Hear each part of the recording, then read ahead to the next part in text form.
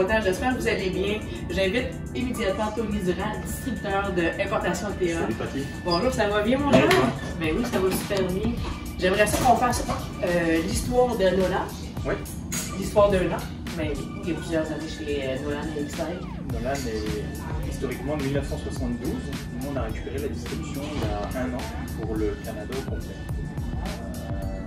On était déjà importateur depuis 2 ans et on a ajouté cette gamme l'année dernière. C'est quoi les gros points de Nolan versus X-Lite? Parce que les gens connaissent un petit peu moins dans l'industrie de la moto X-Lite qui est des casques haut de gamme.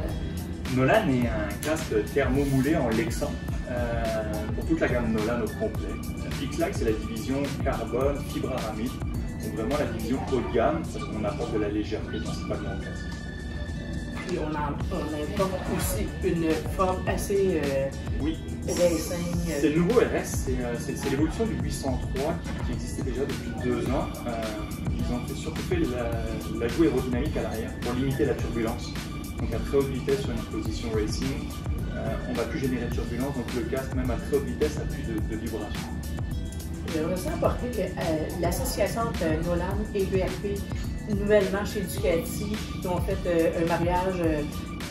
BRP ne font pas des casques, mais ils ont incorporé les casques Nolan à leur gamme, comme le M33 qui est sûrement un des plus vendus. Le Canada, c'est le plus gros vendeur au monde de M33 principalement. Oui, l'association aussi avec BRP, ça a explosé. C'est un casque léger, facile, qui réplique tellement bien le nouveau canal, le Rider.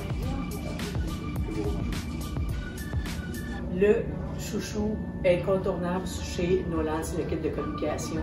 J'aimerais ça que tu nous en parles. Il faut savoir que Nolan, historiquement, ils ont été vraiment précurseurs dans le système de communication il y a bien des années. Je suis incapable de vous dire il y a combien de temps exactement, mais c'est très très vieux. L'intérêt, c'est que chez Nolan, un système de communication, c'est vraiment fullement intégré à l'intérieur. Il n'y a pas à enlever quelque chose, quoi que ce soit. Tout est prévu, chaque emplacement, chaque fil, les écouteurs. C'est vraiment prévu pour la Si on le regarde comme il faut ici, vous voyez qu'il est vraiment incorporé dans le casque. Fait que vous voyez qu'à l'intérieur, pour les oreilles, il y a une place précise. C'est pas on rajoute, ça nous fait un peu d'impression à l'intérieur. C'est prévu pour au complet. Que ce soit tous les casques de la gamme, pratiquement, sont prévus pour recevoir spécifiquement soit un 901R, soit un 901X, quand c'est un X-Lite, parce qu'il y a 2 systèmes de communication. C'est quoi les différences? La grande différence, c'est qu'un X-Lite, souvent, ils vont être en carbone, et il faut savoir que le carbone fait une cage de Faraday, donc on est obligé d'avoir une lanterne extérieure.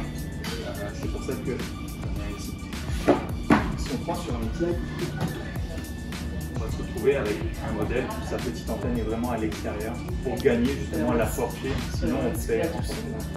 Comparativement à la compétition. Il n'y a aucune modification. Et à l'intérieur, il n'y a aucune modification, le casque est tout. On est capable de merger combien de personnes avec le système? Sur le mode concurrence universelle. Aujourd'hui, tout le monde s'est à peu près mis ensemble pour qu'ils arrivent à tous communiquer ensemble. C'est sûr que les connexions ne sont pas toujours faciles au début, quand c'est la première fois, mais un coup qu'on est bien habitué à s'en servir, ça fonctionne très bien.